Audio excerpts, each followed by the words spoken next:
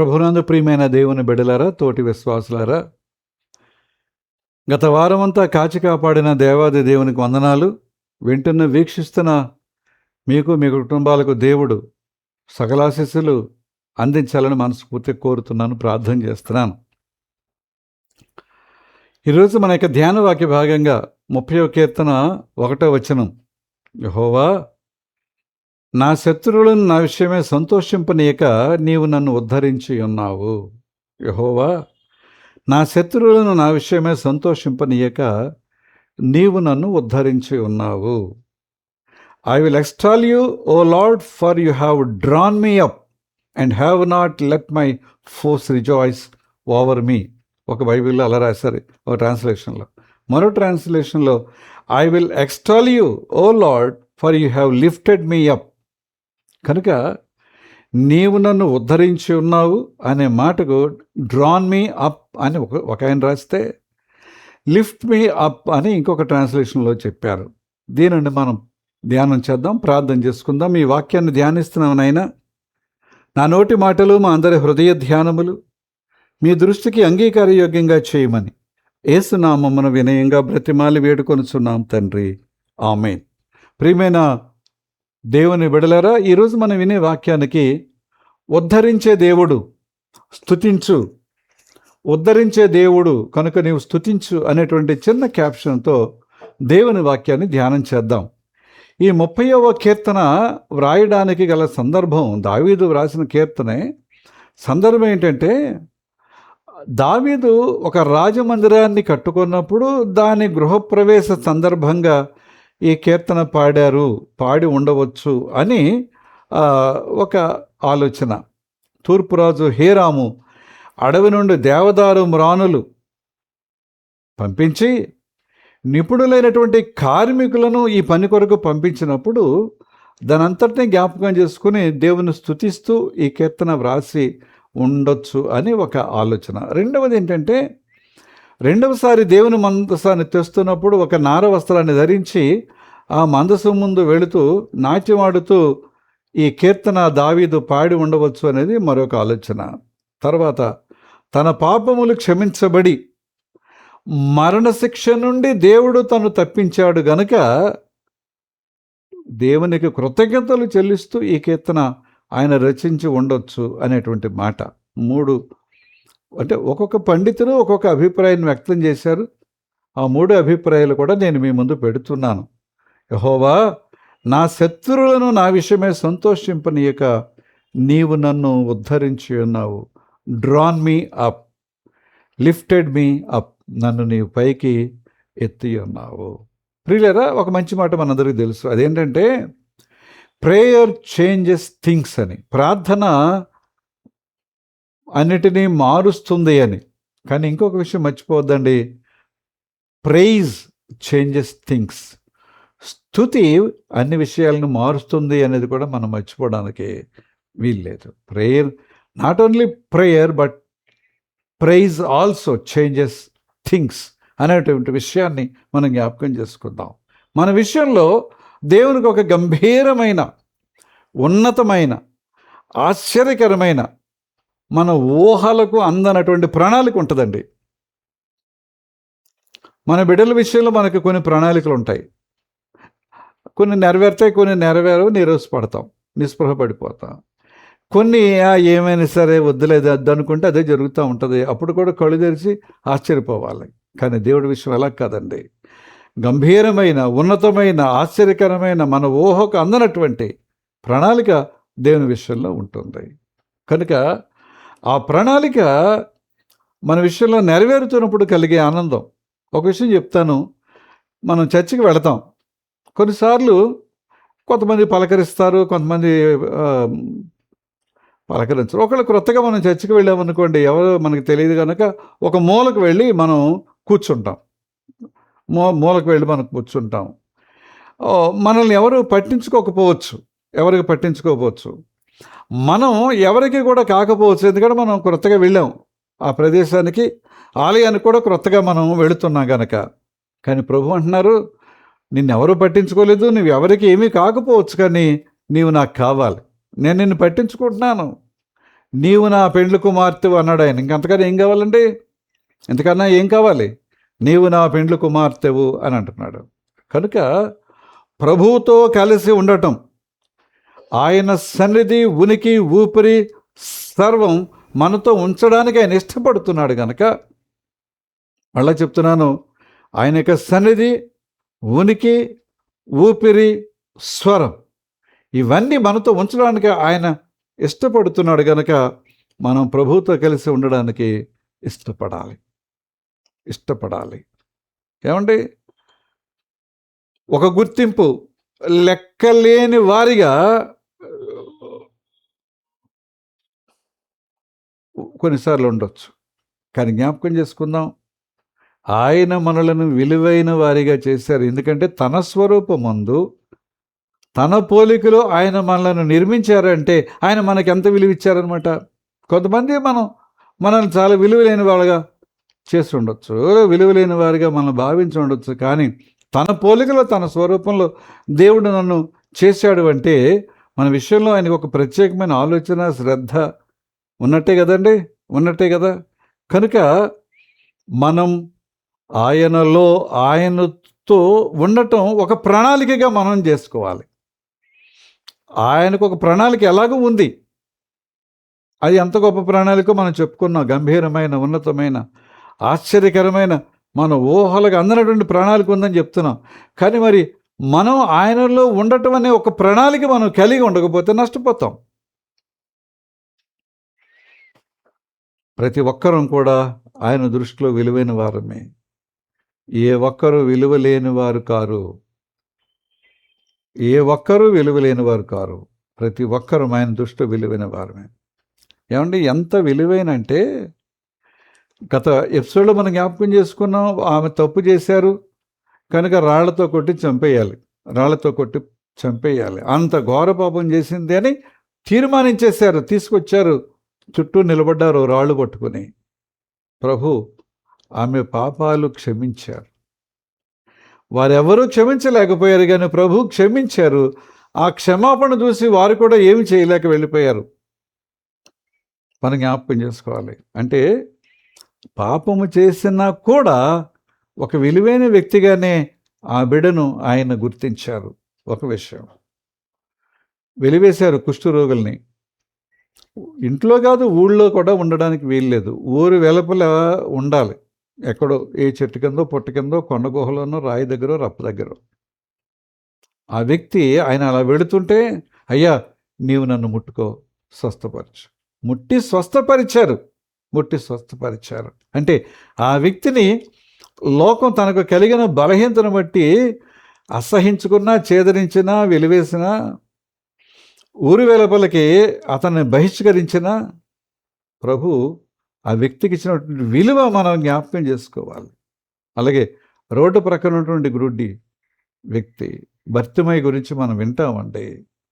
ఆయన అరుస్తున్నాడు, దావీదు కుమారుడని. అయ్యా అరవబాకయ్యా అన్నారు జనాలందరూ గట్టిగా, కోపంతో. శిష్యులు గద్దించారు, వినట్లేదని. ప్రభు కొంచెం ఒక మాట చెప్పు, ఎందుకు అలాగ అరుస్తాడు, నువ్వు చెప్పే మాటలు మేము వినలేకపోతున్నాం.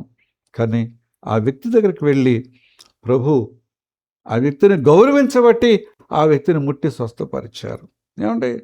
38 సంవత్సరాల నుంచి శిలువ మీద కోనేటి ధర ఒక వ్యక్తి ఉన్నాడు. ఎవరూ పట్టించుకోవటం లేదు. కదలలేని, సహాయం పొందలేని, మెదలలేని ఒక దౌర్భాగ్య పరిస్థితి. అక్కడ ఆగారు, వెళ్ళారు, పలకరించారు, మాట్లాడారు, స్వస్థపరిచారు. అంటే ఎంత గౌరవం ఇచ్చారండి, ఎంత గౌరవం ఇచ్చారు. ఇంకో విషయం చెప్తాను, ఆయన చాలా ధనవంతుడు, మంచి ఉద్యోగి. ఆయనకి గవర్నమెంట్ ఎస్కార్ట్ కూడా ఇచ్చింది. కానీ ఆయన సొంత ప్రజలు ఆయనను చేత్కరించారు, దూషణతో ఆయనను నిందించారు, తిరస్కరించారు. సాటి కులస్తులు వెలివేసిన పరిస్థితి ఆయన జీవితంలో ఉంది. కానీ ఇవన్నీ అతనికి చేదు అనుభవాలే. చాలా ఉన్నది, కానీ చేదు అనుభవం అన్నీ ఉన్నాయి. కానీ ఒక చేదు అనుభవం. ప్రభు అక్కడికి వెళ్ళారు, ఆయన దగ్గరికి వెళ్ళారు, మాట్లాడారు. ఇవాళ నేను నీతో ఉండాలనుకుంటున్నాను, ఇవాళ నీ కుటుంబంతో నేను గడపాలనుకుంటున్నాను. ఏమందామండి? ఏమందాం? సమానత్వం అందామా? మానవత్వం అందామా? దైవత్వం అందామా? కనుక ఉద్ధరించే దేవుడు, కృతజ్ఞతలు చెల్లిద్దామనే క్యాప్షన్తో ఈరోజు వాక్యాన్ని మనం ధ్యానం చేస్తున్నాం ప్రియులారా. అందుకనే ఈ 30వ కీర్తనలో, ఆ కీర్తనతో మీరు జాగ్రత్తగా చదివితే, నీవు నన్ను అనే పదం 7 సార్లు వాడాడు భక్తుడు. నీవు నన్ను అనేటువంటి పదం 7 సార్లు ఆయన వాడారు. అంటే దేవుడు తన జీవితంలో వదలకుండా, విడిచిపెట్టకుండా, మర్చిపోకుండా ఎలాగ ఉన్నారు అనే దాని మీద ఒక్కసారి మనం ఆలోచన చేద్దాం. 7వ వచనం చూద్దాం. 30వ కీర్తన 7వ వచనంలో, నేనెన్నడూ కదలనని నా క్షేమకాలమున నేను అనుకుంటేనే. అంటే అన్నీ బాగున్నప్పుడు మనకి ఎలా ఉంటుందంటే, అన్నీ బాగున్నప్పుడు, అవసరాలను తీరుతున్నప్పుడు దేవుడితో పని ఏంటండి? దేవుని జ్ఞాపకం చేసుకోవాల్సిన అవసరం ఏంటి? ఏం ఉండదండి. అన్నీ బాగుంటే దేవుడితో పనే లేదు. దేవుడు కనపడడు మన కంటికి. నేనెన్నడూ కదలనని, కదలబడనని, నన్నెవడు కదల్చలేనని నా క్షేమకాలంలో అనుకుంటేనే. కానీ మరి తారుమారుతాయిగా, వాళ్ళు బళ్ళు ఓడలు అయిపోతాయి కదండి. అప్పుడు పరిస్థితి ఏంటి? తర్వాత అర్థమైంది, అయ్యా నీవు నన్ను అనే మాట వాడాడు. అంటే తన చిత్తాన్ని దేవుని చేతికి అప్పగిస్తున్నాడు అనమాట. తన చిత్తాన్ని దేవుని చేతిలో పెడుతున్నాడు అనమాట భక్తుడు. 2వ వచనం చూద్దాం. 1వ వచనం, యెహోవా నా శత్రువులు నా విషయమే సంతోషం నింపనీయక నీవు నన్ను ఉద్ధరించినావని ధ్యానవాక్యంగా చదివాం. 7వ వచనం చదివాను. ఇప్పుడు మళ్ళీ 2వ వచనం చదువుతున్నాను. నా శత్రువులు నా విషయంలో ఏదో చేశారు, సాధించాం అనకుండా నా శత్రువులను ఓడించి నీవు నన్ను పైకి లేపావు. వాళ్ళు వికటాటహాసం చేస్తారు, మేమేదో చేసాం, ఏదో సాధించగలిగామని. వాళ్ళను ఓడించి నీవు నన్ను ఉద్ధరించావు, పైకి లేవెత్తావు. ఈ మాటలు రాయడానికి ఒకసారి దావీదు జీవితాన్ని మనం జ్ఞాపకం చేసుకుంటే, దావీదుకు సౌలు కాలంలో శత్రువులు ఉన్నారు. సౌలు కూడా ఆయనకు శత్రువు అయ్యాడు. సౌలు మనుష్యులు శత్రువులయ్యారు. బయటకు కనిపించని షిమి లాంటి వారు కూడా శత్రువులు ఉన్నారు. తన కుటుంబంలో గిట్టని వారు ఉన్నారు. తాను ఓడిపోవాలని, నాశనం అవ్వాలని, చనిపోవాలని కోరుకునేవారు చాలామంది ఉన్నారు. కానీ వీటన్నిటిలో కూడా దేవుడు నన్ను పైకెత్తాడు. He drawn me up, he lifted me up అనే మాట అందుకే జ్ఞాపకం చేశాను. దేవుడు నన్ను పైకి లేవనెత్తాడు. 3వ వచనం చూస్తే, 30వ కీర్తన 3వ వచనం, సమాధిలోనికి దిగకుండా నీవు నన్ను బ్రతికించావు, నా ప్రార్థనలకు నీవు జవాబిచ్చావు, నన్ను స్వస్థపరిచావు. 11వ వచనం, నా అంగలార్పును నీవు నాట్యముగా మార్చావు, నా అంగలార్పును నీవు నాట్యముగా మార్చావు, కనుక నేను నిన్ను స్తుతిస్తున్నాను. అందుకని ఉద్ధరించే దేవుడు స్తుతిద్దామనే క్యాప్షన్తో వాక్యం వింటున్నాం ప్రియులరా. ఒక్కసారి మనం జ్ఞాపకం చేసుకుందాం.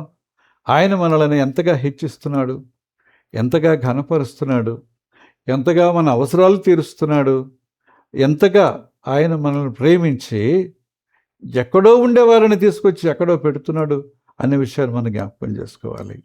అయ్యా, ఎవరు నిన్ను మరిచిపోయినా, గొణిగినా, శణిగినా, విడనాడినా, నిందించినా నేను నిన్ను విడువను అనే తీర్మానం మన జీవితంలో మనం చేసుకోవాలి ప్రియులారా. ఎందుకంటే ఎక్కడి నుంచి ఎక్కడికి దేవుడు తీసుకొచ్చాడు, ఎక్కడి నుంచి ఎక్కడ ఉన్నతమైన స్థితిలో మనల్ని పెట్టాడు. ఇవన్నీ ఒక్కొక్కటి మనం జ్ఞాపకం చేసుకోవాలి. ఏమండి, నరక కోపం, పాపపు ఊబి, సాతాను వల, వాడు తవ్విన గొయ్యి, రోగ సెయ్యి, అనుమానాలు, భయాలు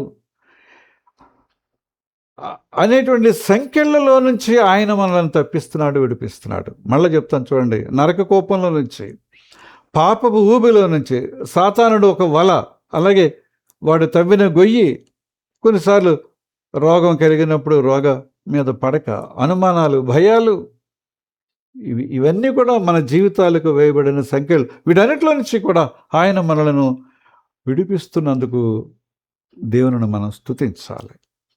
ఏమండి, దేవుని మనం స్తుతించాలి. ఈ స్తుతించాలి అనే మాటను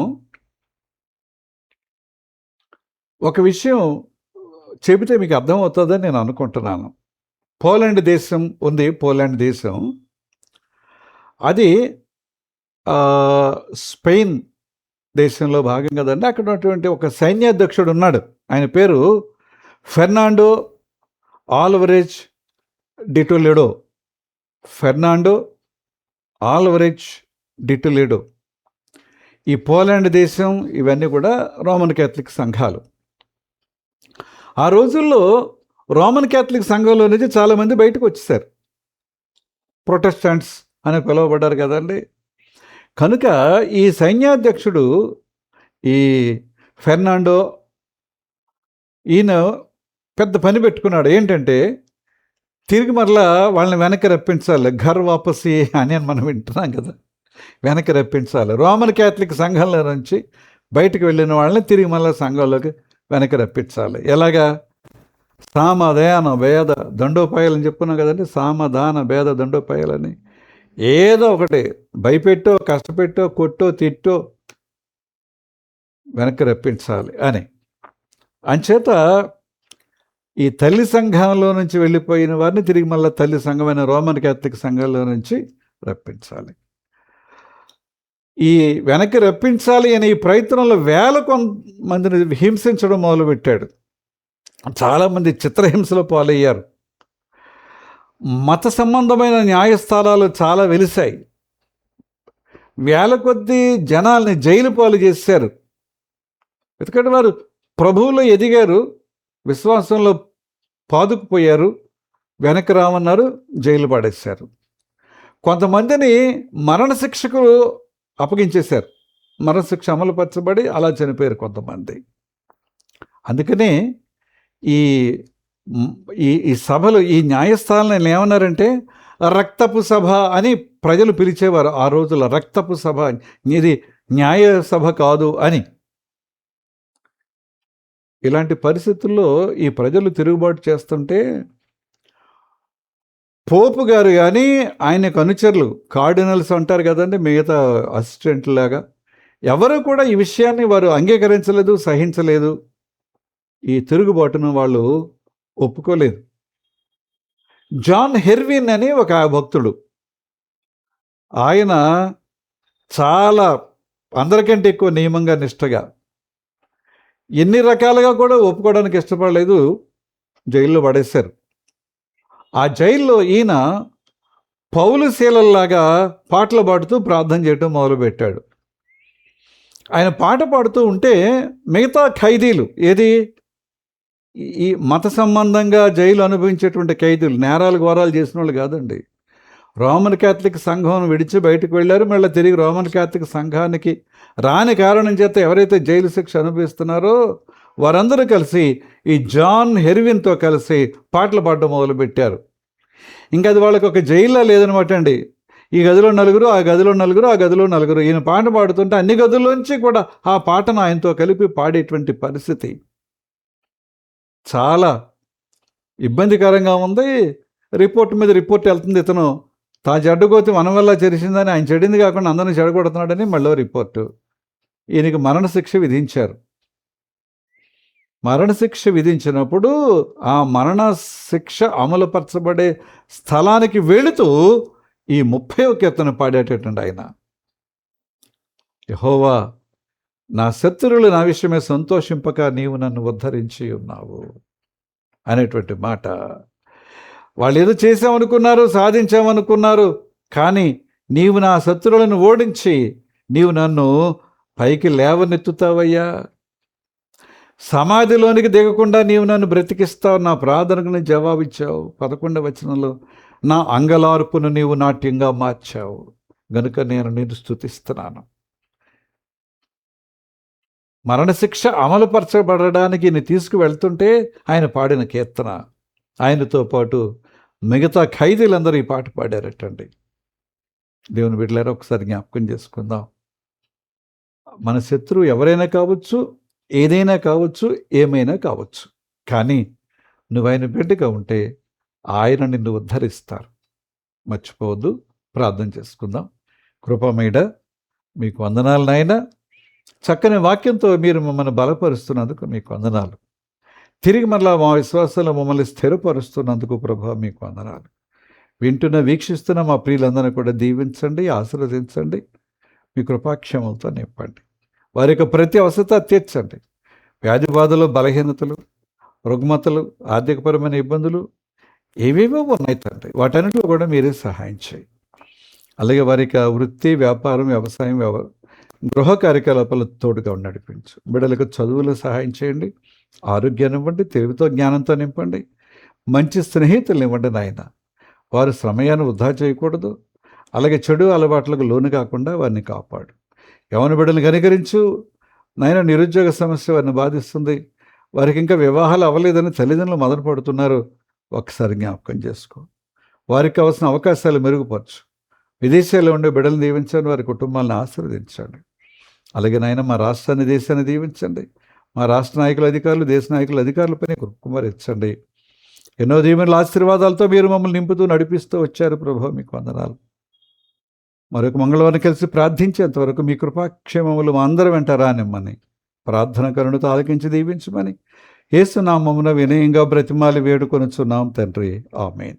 పరలోకమందున్న మా తండ్రి, మీ నామం పరిశుద్ధపరచబడునుగాక, మీ రాజ్యం వచ్చునుగాక, మీ చిత్తం పరలోకమందు నెరవేర్చినట్లు భూమి యందు నెరవేరునుగాక.